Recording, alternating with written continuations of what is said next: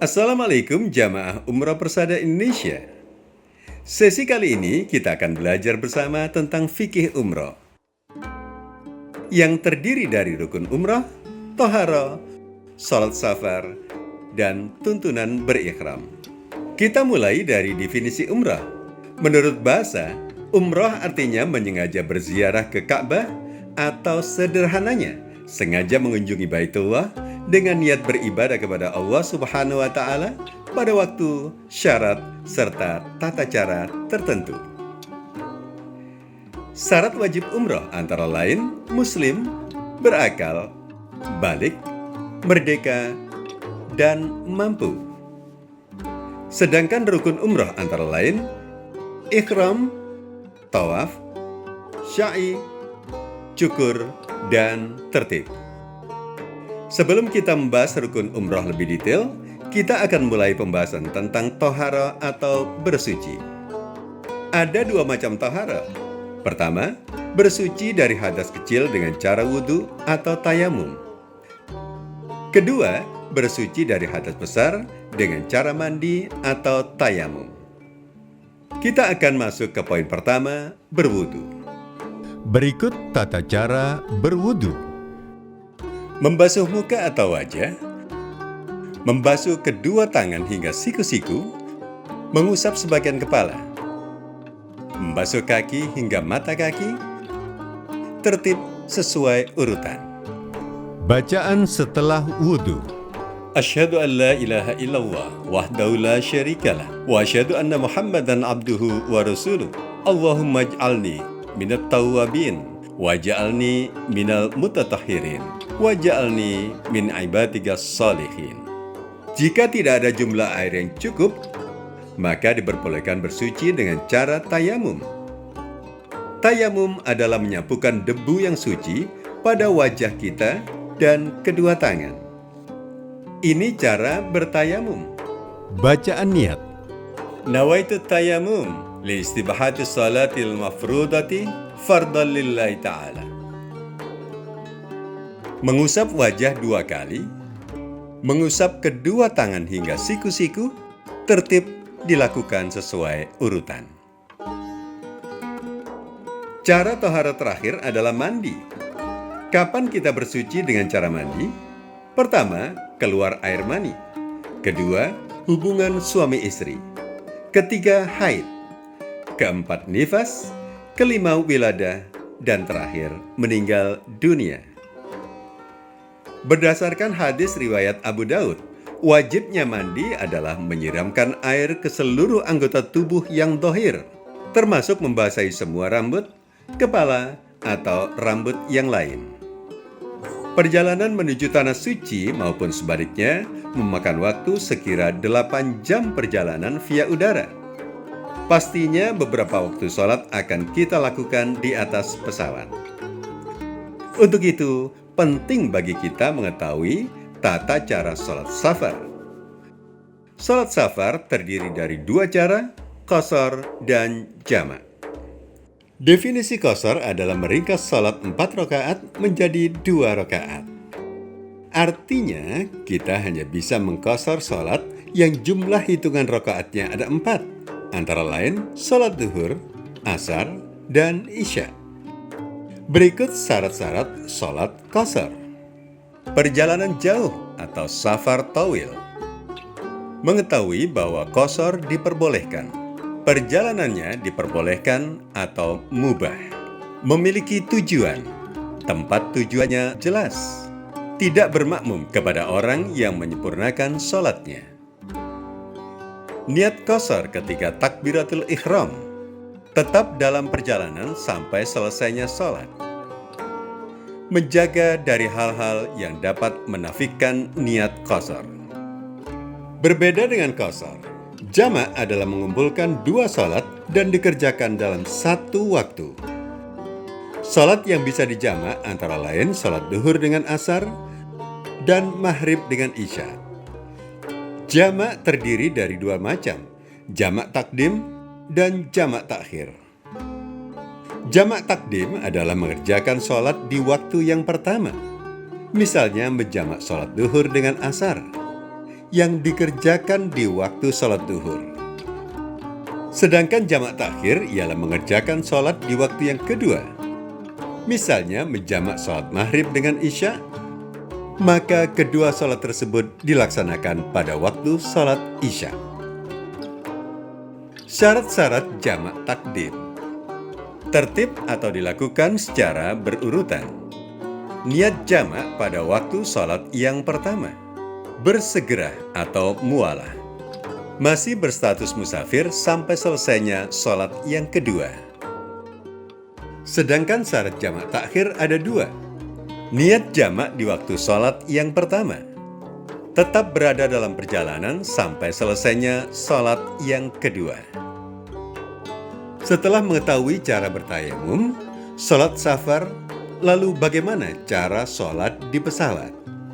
Sholat di dalam pesawat dilakukan saat kondisi kita sudah bersuci, namun sudah ada panggilan untuk masuk ke dalam pesawat, sehingga kita tidak bisa sholat saat masih ada di bandara. Tata cara sholat di pesawat sama seperti sholat pada umumnya, namun posisi rukuk dan sujud dilakukan dalam keadaan duduk. Kondisi posisi yang tidak sempurna inilah sifat sholat di pesawat adalah lihurmati wakti atau sholat untuk menghormati waktu.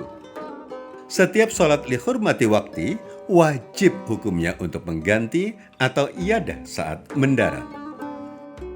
Sampailah kita di tahapan penting sebelum kita melaksanakan ibadah umroh. Ihram.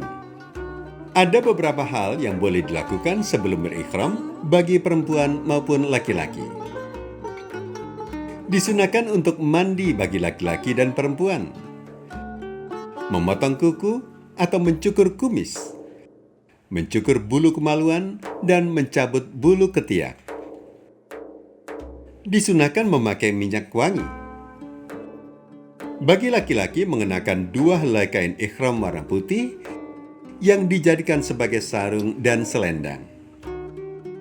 Dan jangan lupa harus menanggalkan semua pakaian yang berjahit seperti baju, kemeja, dan celana panjang termasuk celana dalam.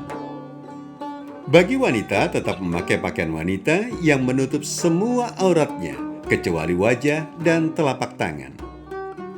Sholat sunnah ihram 2 rakaat. Perlu diketahui, sholat sebelum berikhram hukumnya sunnah dan bukan sebagai satu syarat sahnya ihram. Berikut tata cara sholat sunnah ihram. Usalli sunnatan qablal ikhrami rak'ataini lillahi ta'ala.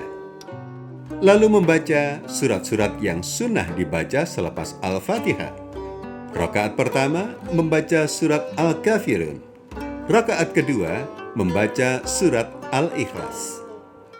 Jika sudah menjatuhkan niat umrah dan berikhram, maka ada beberapa larangan ikhram yang harus dihindari bagi laki-laki dan perempuan. Bagi laki-laki dilarang memakai pakaian berjahit, memakai sepatu atau alas kaki, atau kaos kaki yang menutup mata kaki, memakai penutup kepala atau peci. Bagi perempuan dilarang menutup muka dengan cadar atau masker, dan menutup kedua telapak tangan. Bagi keduanya dilarang mencaci, bertengkar, atau mengucap kata-kata kotor, berburu atau membunuh hewan, memakai wangi-wangian, merusak atau mencabut tanaman, memotong atau mencukur rambut dan bulu badan, memotong kuku, membuka aurat, melamar atau meminang wanita untuk dinikahi, menikahkan atau dinikahkan, bercumbu atau bersetubuh. Namun ada beberapa hal yang boleh dilakukan ketika berikhram.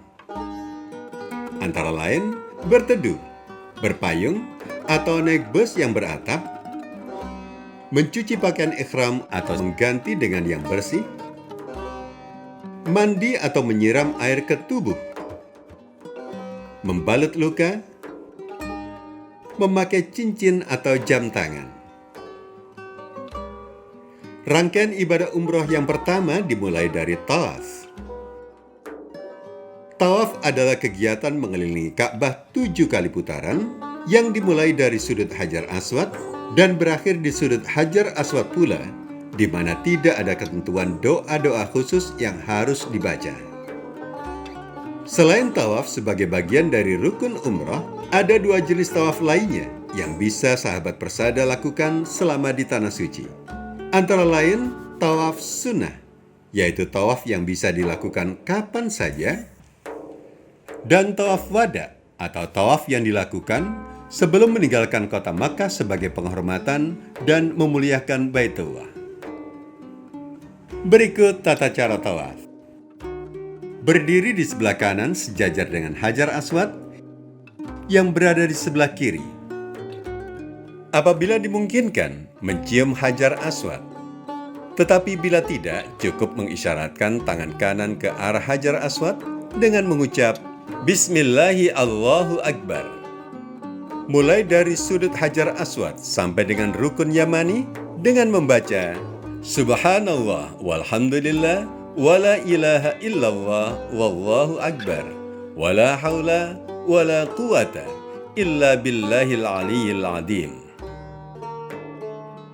Kemudian ketika berada di rukun Yamani dan Hajar Aswad, disunahkan membaca Rabbana atina fid dunya hasanah wa fil akhirati hasanah wa qina adzabannar wa adkhilnal jannata ma'al abrar ya azizu ya ghaffar ya rabbal alamin. Setelah mengelilingi Ka'bah 7 kali putaran, disunahkan sholat 2 rakaat di belakang makam Ibrahim alaihissalam. Selesai melaksanakan tawaf, rangkaian ibadah umroh akan dilanjutkan dengan sa'i. Sa'i adalah berjalan dari Bukit Safa ke Bukit Marwah dan sebaliknya sebanyak 7 kali. Syarat sahnya sa'i dikerjakan setelah tawaf. Dimulai dari Bukit Safa dan berakhir di Bukit Marwah. Memulai dari setiap putaran ganjil dari Bukit Safa. Memulai dari setiap putaran genap dari Bukit Marwah. Menyempurnakan 7 kali putaran. Dilaksanakan di tempat sa'i. Rangkaian ibadah umroh ditutup dengan tahallul. Untuk laki-laki diperbolehkan cukur gundul, sedangkan bagi perempuan, sesama perempuan, minimal memotong 3 helai rambut bagian ujung. Setelah tahallul selesai, maka sahabat persada sudah bebas dari larangan ihram. Berikut tata cara memakai baju ihram. Lipat kain ihram menjadi 2 bagian sama panjang. Pastikan logo Persada Indonesia ada di bagian belakang bawah sisi kanan. Lipat sisi kiri ke depan. Jangan lupa sisakan 1 helai sisi kanan untuk dibiarkan menjuntai. Kemudian lipat helai lainnya ke bagian depan. Pastikan sudah rapi, lalu gulung bagian depan kain ihram.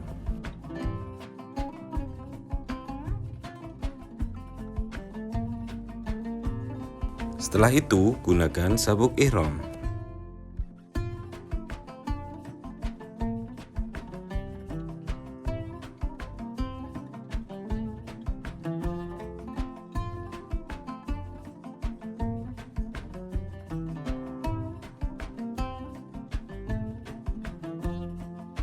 Dengan teknik pemakaian ini, jamaah tidak perlu khawatir kain ihram tersingkap.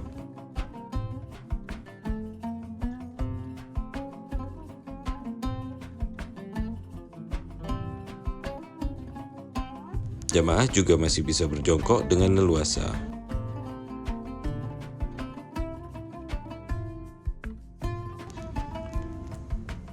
Untuk bagian atas, bentangkan kain ihram untuk menutup bagian dada.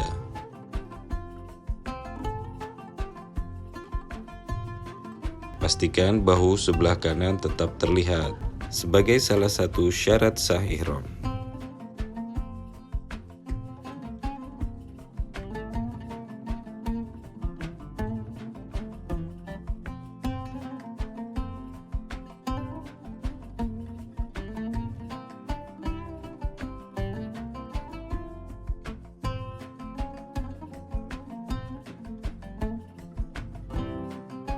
Jika akan sholat, kain ihram bagian atas bisa digunakan dengan menutup kedua bahu.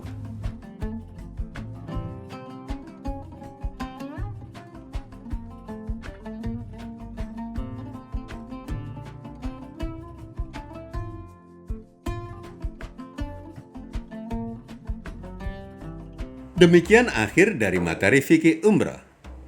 Jika ada pertanyaan, sahabat Persada bisa langsung bertanya pada pemateri. Teriring doa, semoga Allah Subhanahu wa Ta'ala memudahkan langkah sahabat Persada menuju Baitullah dan umrahnya menjadi umrah yang mabrur. Amin, amin, ya Rabbal Alamin.